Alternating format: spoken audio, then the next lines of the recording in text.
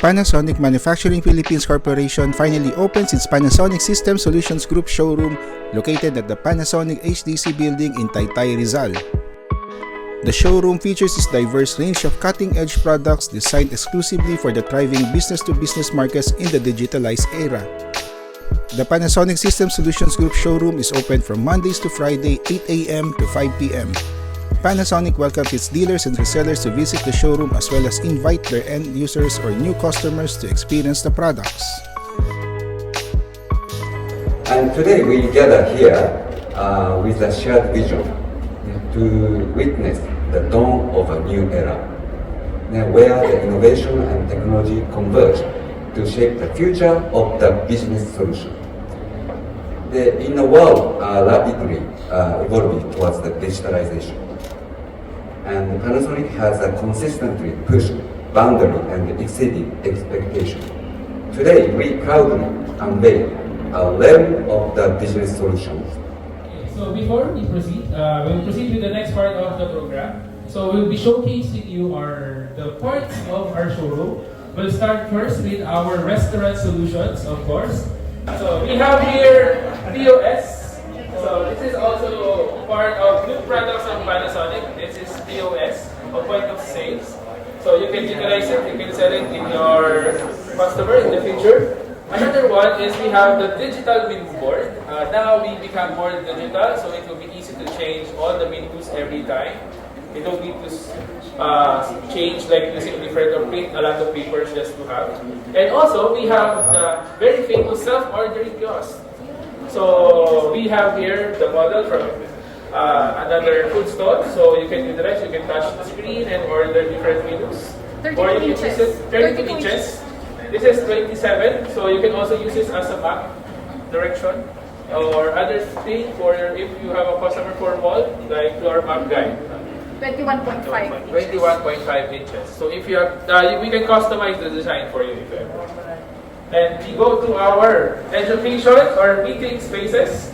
So because we can also provide different products for your meeting space. We have short row projector wherein you can project different presentation using very near distance on your wall. We have the interactive display where you can present during the meeting, and you can use broadcast camera. So when you have a meeting, Microsoft Teams, especially now, we are using Microsoft Teams. Good morning.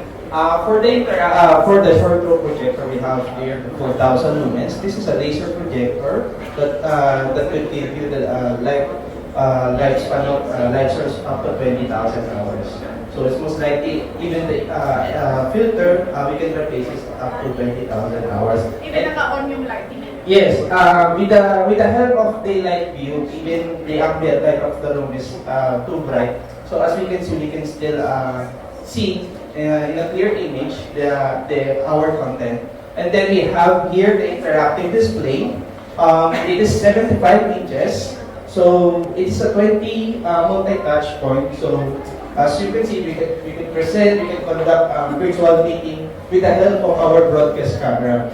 The resolution of our broadcast camera is a 4K resolution. And then we have here also our portable projectors. We have here the BNC 41, TW381R, our short row projector, lamp base. The BNC 41 is a laser projector. And then we have here also the portable projector with this lamp base also. And then you can see here we have the SOK and then our broadcast camera lineup for live feed, and then you can also use this for the concert or any rental stage or even auditorium, classrooms, and corporates. So maybe we can go now to our BIS system. I would like to introduce, of course, Jomar Onge, our systems engineer. So he'll present the video intercom for your home or for your condominium projects. Okay, hello, good morning. So this is our video intercom. We have the lobby station, the guard station, and then yan, imagine nyo na lang, ito yung room, that's the room 520. So yan yung row monitors natin. So we can try. For the lobby station, the difference between the lobby and the guard station is that yung orientation na. So this is wall mounted and this is ay reception or sa desk lang. So, kasi try natin, who wants to try po? Dapat may konting interaction. Volunteer. Ako daw. Yes, ma'am. You can call our rooms. Ano gagawin? Just dial 222. So, kunwari, ang apat na to. Sa Netflix. Ayan, sasagot kunwari ako dito. O tapos? Nakikita kita. Hello ma'am, wala. Pero ikaw nakikita ko. Nakikita ko yung audience. Ayan. Ito po yung camera niya. Oo. Yes, ma'am. Hello. Ayan, makikita niyo rin dito po. Ayan, that's the row monitors. Okay? Then we have, yan, pwede na natin ikat. And then the guard station po. So basically, same principle, you can call the rooms. Just dial. So ito. Yan. So automatic siyang mag-call. And then, yun mo, try kong i-sagutin. Ayan po, dyan po may, dapat may ano po. Wala siyang display pero ikaw nakikita niyo pa rin dito. Okay? Yun. Okay. So, anyone to try? Ayan, later pwede yung ano po, paglaruan. Okay. Okay. Okay, for the that's the modern, ito din modern doorbell. Then, ito din is yung, kumbaga, yung basic doorbell natin. So, push button lang ito siya. So, dito, pwede na siya, dito sir. Ayan. Okay. Then, okay. And then for our CCTV, ito yung setup namin. We have the 2x2, 55 inches po na display. So, 0.88 yung, Rizal to Rizal po. So, basically yung CCTV namin, hindi siya ordinary. Mayroon siyang analytics. Ayan. Makikita niyo po sa monitor, magsa-search tayo ng vehicle po. Sorry. Ayan. So, first, try natin mag-search ng dumaan, 651 up to 951 na motorcycle. And then, down right, search. So, basically po, lahat ng motorcycle from this hour po, i-display na. So, mas mabilis yung searching natin. Correct? Yes, ma'am. Sa roadside po, may camera po tayo doon. Ayan, mas mabilis yan. Lahat ng motorcycle po yan. So, lilitan ko. Ayan siya po. And then, try natin mag-search ng sedan. Sedan or kotse po. So, mas mabilis siya. Vehicle. Sedan.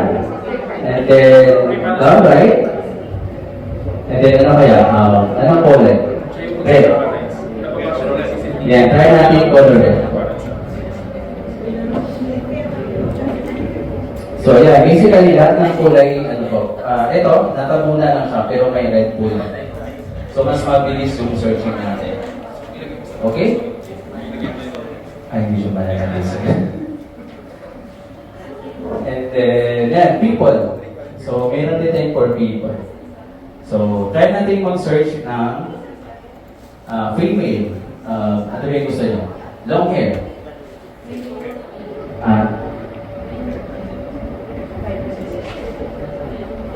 And then, ano ba yung top or yung gawin? Okay, color white. Sige, try natin color white. Female, long hair, black hair, color white. Try natin kung may makita siya from this or po. Ayan sir, so may nakita siya. Ito lang. So, meron din siyang sariling playback po. Ayan.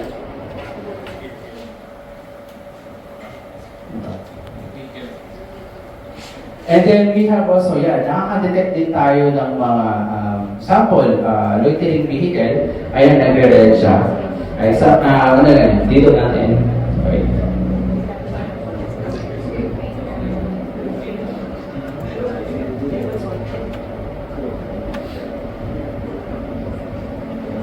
Kumbaga, program mo siya, sir, na lahat ng magpapark. Yes, so lahat ng magpapark, nakatambay dyan sa side. So, ito siya. So, loitering, So we can do the playback also. Yeah. So pati-detect, nag-alert po sa CCTV. Kaya siya nag-ready. So na-determine niya na may nakapart na vehicle. Yes, correct. As you can see here inside the room, meron tayong indoor mapping. So this is a 20,000 lumens. Pwede po kayo pumasok para makita niyo yung projector natin. No?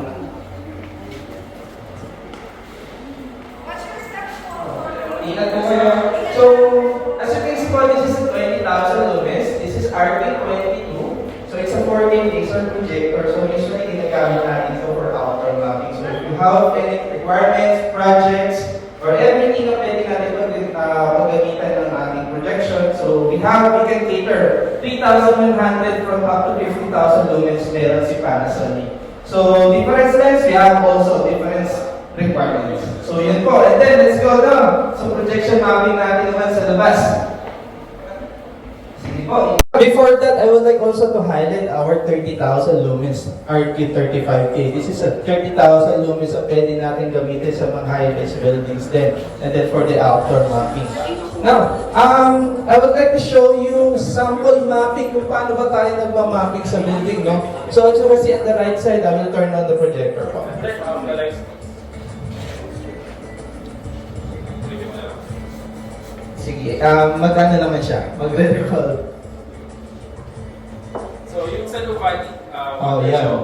ginamit po doon is this big project. Yeah, even the Bangko Sentral ng Pilipinas, Ayala Mapping Project. So we are partners of that. So we can, if you have the requirements, we can support you all the time. Even sa mga demos natin, we have the demo units.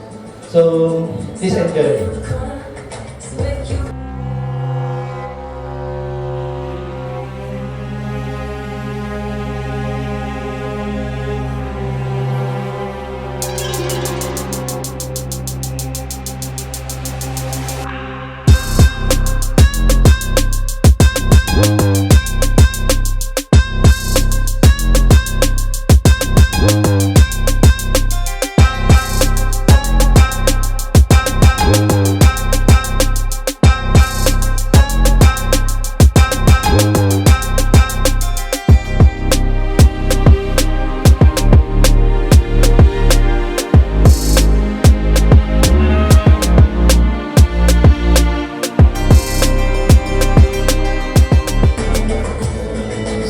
Yun yung sample content natin for the projection mapping. But for the content, we can help you, we can work together for the mapping and then the content for your project. And then we have here also the curve for your screen. This is more common sa mga virtual room, lalo na sa mga hotels, condos. Nagpo-promote sila using the virtual room. No?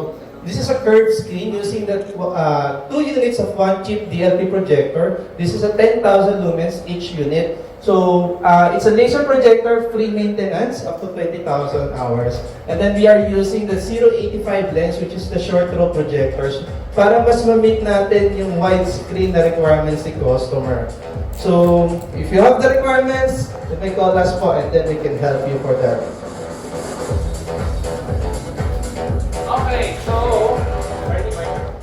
Okay, so everyone, thank you very much. So this is our showroom. So you can still explore our showroom if you want to. You can go to surveillance and analytics. You can ask more details about projection mapping, about our SOK, about our meeting rooms, about our video intercoms, because Panasonic, we have more products to offer to you. So thank you very much for joining our opening, and you can enjoy the showroom for the rest of the day. Thank you very much. Again, this is H.